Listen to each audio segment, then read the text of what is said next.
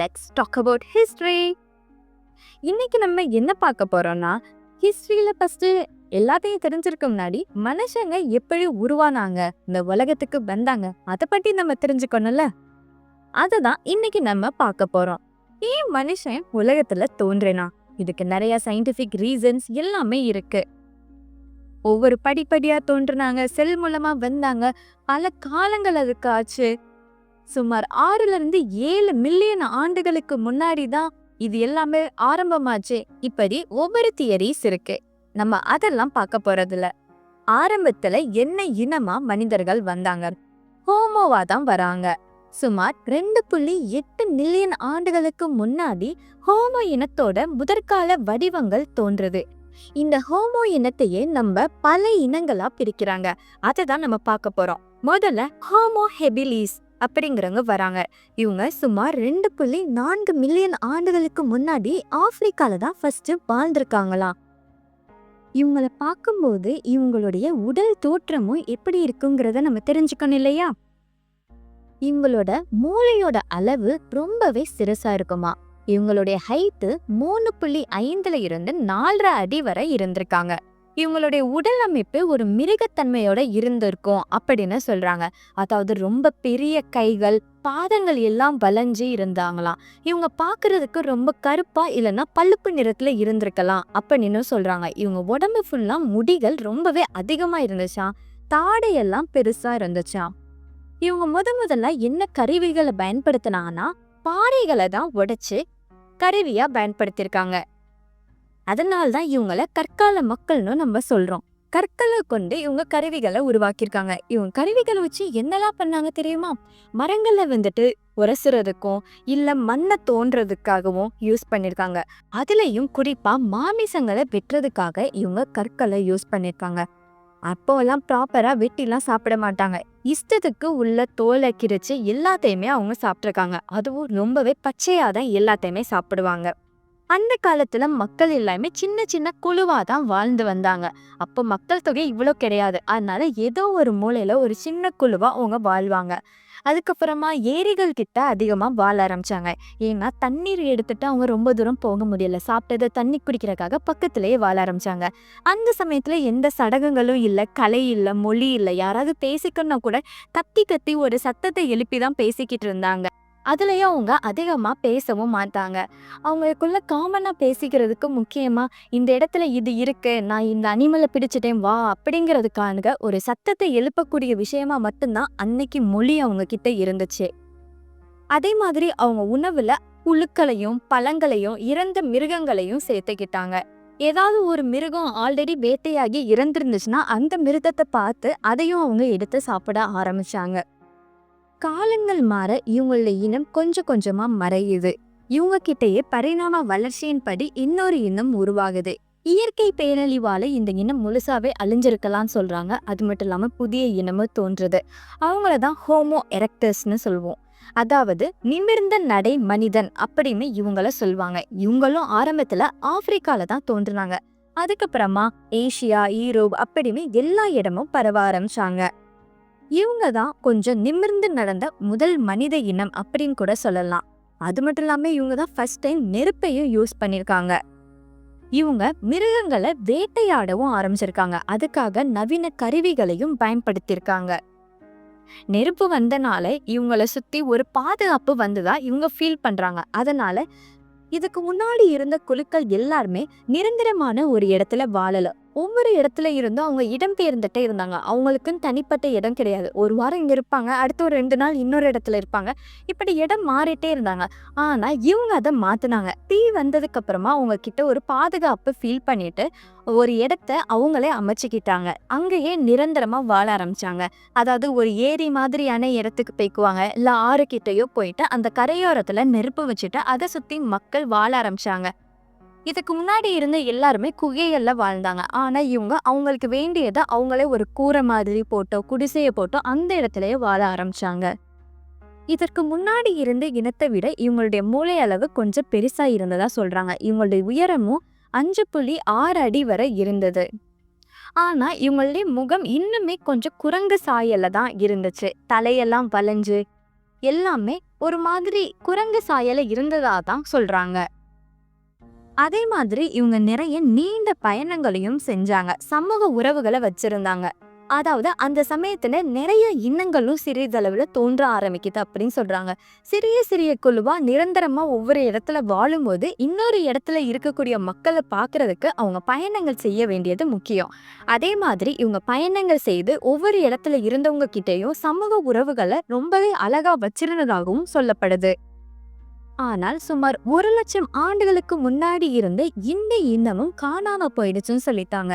இந்த இன்னத்துக்கிட்டயுமே மொழி எதுவுமே கிடையாது. ஆனா இவங்க வெறும் கத்துறது மட்டும் இல்லாம இசைகளையும் எழுப்பவும் அவங்க கத்துறதுனாவே ஒரு பாட்டும் பாடினதா வரலாறு சொல்லுது. இவங்க அழிஞ்சதுக்கு இவங்களுடைய மூளை வளர்ச்சியில இருந்த பின்னடைவோ இல்ல காலநிலை மாற்றம் இதெல்லாம் காரணமா இருக்கலாம். அதே நேரத்துல ஹோமோசெப்பியன்ஸ்ங்கிற ஒரு இனம் உருவாகி அந்த போட்டி தன்மையில ஒரு இன அழிப்பு நடந்து இவங்க அழிஞ்சிருக்கலாம் அப்படின்னு சொல்றாங்க. இவங்க முடிஞ்சதுக்கு அப்புறமா தோன்றவங்க தான் நேண்டர்டால்ஸ். இவங்கள பனிக்கால வீரர்கள்னு சொல்லுவாங்க. சுமார் 4,00,000 40,000 ஆண்டுகளுக்கு முன்னாடி நம்ம இவங்களுடைய வாழ்க்கையை பார்க்கலாம். இவங்க ஜெர்மனியோட பள்ளத்தாக்குல தான் ஃபர்ஸ்ட் டைம் கண்டுபிடிக்கப்படுறாங்க. யூரோப்பாலையும் மேற்கு ஆசியாவிலையும் இவங்க வாழ்ந்ததா சொல்லப்படுது. இவங்க கூட்டமா போய் வேட்டையாடி இருக்காங்க, அதுக்கு நெருப்பையும் பயன்படுத்திருக்காங்க. அது மட்டும் இல்லாம இதுக்கு முன்னாடிலாம் இறந்தவங்கள அப்படியே விட்டுட்டு போயிடுவாங்க. ஆனா இவங்க இறந்தவங்கள குழி தோண்டி அவங்கள மூடி இருக்காங்க, குதைக்கக்கூடிய ஒரு விஷயத்த கொண்டு வந்திருக்காங்க. அதே மாதிரி குகை ஓவியங்கள், சங்கீதம் போன்ற கலை உணர்வுகளும் இங்க வருது. இவங்களுடைய மூளை சைஸும் பெருசா இருந்திருக்கு. அதுவும் எந்த அளவு பெருசுனா இப்ப நமக்கு இருக்கக்கூடிய மூளையை விட அவங்களுடைய மூளை அளவு பெரியதா இருந்ததுன்னு சொல்றாங்க. இவங்களுடைய உடம்பெல்லாம் ரொம்ப தடிச்சு போய் இருந்துச்சு. ஆனா கைகள் சிறுசாயிடுச்சு. முன்ன விட வலுவான தசைகள் இருந்திருக்கு. நெற்றியில வளைவு, மூக்கெல்லாம் அகலமா, அது இல்லாம குளிருக்கு தகுந்தவாறு இவங்களுடைய உடல் இருந்ததாகவும் சொல்றாங்க. நிறைய பேரு நீல கண்களை கொண்டதாகவும் சொல்றாங்க. இவங்களுடைய இனத்துலதான் பகிர்வுங்கிற ஒரு விஷயம் வருது. அது மட்டும் இல்லாம இவங்க இன்னுமே நம்ம எல்லாருக்குள்ளேயும் தான் இருக்காங்கன்னு சொல்ல முடியும். ஏன்னா இவங்களுடைய டிஎன்ஏ இப்பவும் நம்ம கிட்ட இருக்கான். 1-4% வரை இருக்குன்னு ஆராய்ச்சிகள் சொல்லுது. ஹோமோசெப்பியன்ஸ்கிற இனம் மூலமா தான் இவங்க அழிஞ்சதாகவும் சொல்லப்படுது. அது மட்டும் இல்லாம ஹோமோசெப்பியன்ஸ் இவங்களும் ஒன்றோடு ஒன்று கலந்திருக்கலாம் அப்படின்னு சொல்றாங்க. இதுக்கப்புறமா வர்றதுதான் ஹோமோ ஃப்ளோரசியன்சிஸ்.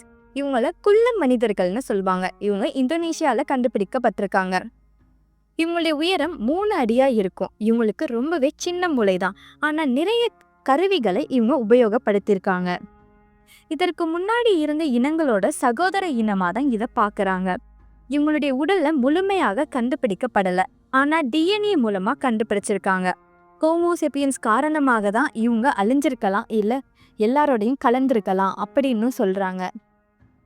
ஏன் இவ்வளவு இனங்கள் இருக்குதுன்னு உங்களுக்கு குழப்பத்தை ஏற்படுத்தலாம். அதாவது தவளைன்னு எடுத்துக்கிட்டா தவளையிலேயே தேர, இப்படி ஒவ்வொன்றும் நிறைய பிரிவுகள் இருக்கும். அதே மாதிரி தான் முதலையா இருக்கட்டும், ஒவ்வொரு உயிரினத்திலையும் அது இருக்கு.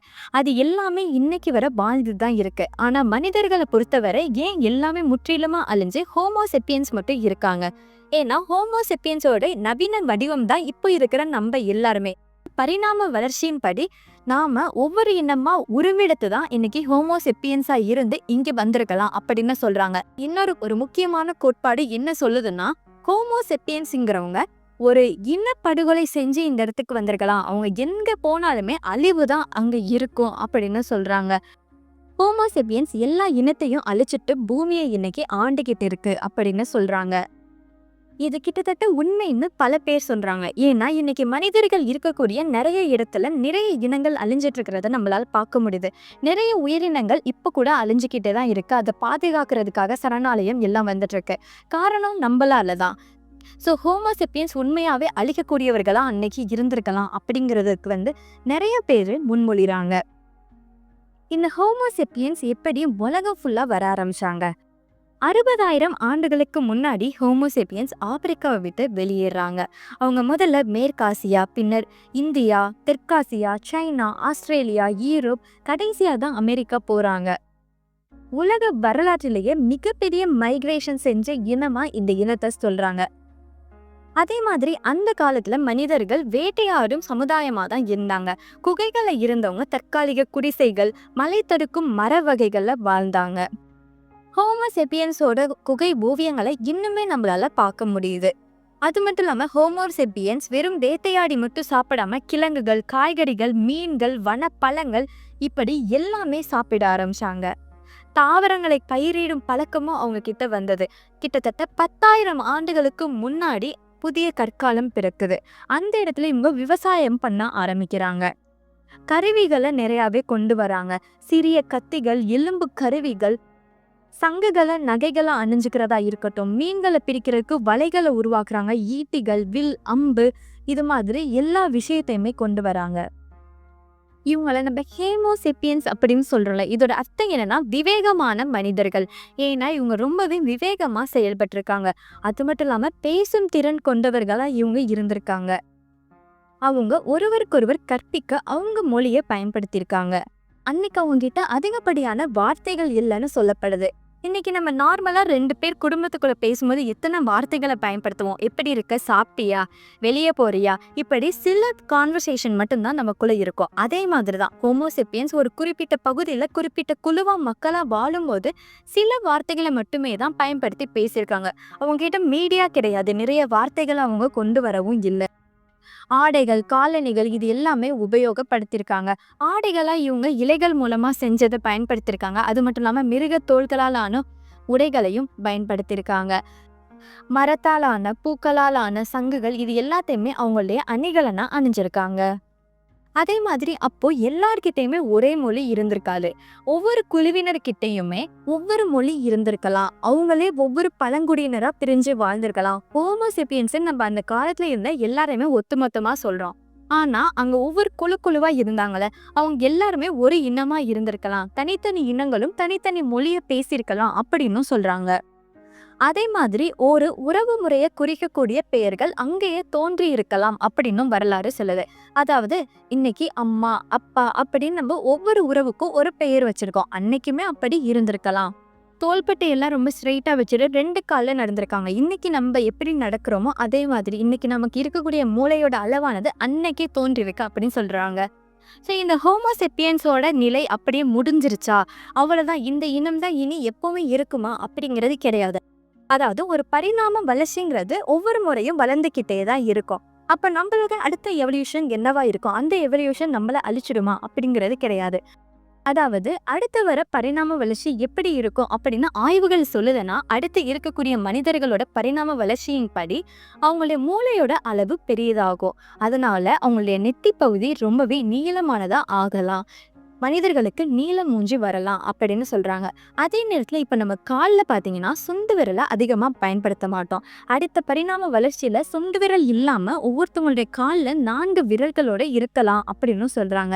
இதுக்கு முன்னாடி எல்லாம் இருந்த ஹோமோஸ்ல நமக்கு விரல்கள் எல்லாமே காலில் ஒரே அளவுல இருந்ததாகவும் சொல்லப்படுது. அன்னைக்கு நம்ம வேட்டையாடணும், மலையில ஏறுவோம், காட்டுக்குள்ள நடப்போம். அதனால நமக்கு எல்லா விரல்களுமே தேவைப்பட்டுச்சு. ஆனா காலம் மாற மாற நம்ம நார்மலா ரோட்ல நடக்கிறோம். நமக்கு அவ்வளவு அழுத்தம் தேவைப்படலை. அதனால்தான் நம்மளுடைய விரல்களோட அளவுமே கம்மியாகி அடுத்தடுத்த ஹோமோசெபியன்ஸ்ல விரல்கள் கம்மியானதா சொல்லப்படுது. ஏன்னா அப்பவே பாதைகள் அமைச்சு அதுக்குள்ள நடக்கிற பழக்கம் உருவாச்சு. ஆனா இன்னைக்கு சுண்டு விரலோட பழக்கம் இல்லாதனால அடுத்த பரிணாம வளர்ச்சியில அது இல்லாமலே போகும் அப்படின்னு சொல்றாங்க. இப்போ ஹோமோசெபியன்ஸ் எப்படி வந்தாங்கிறத பத்தின ஒரு கிளாரிட்டி உங்களுக்கு கிடைச்சிருக்குன்னு நம்புறேன். பாய்.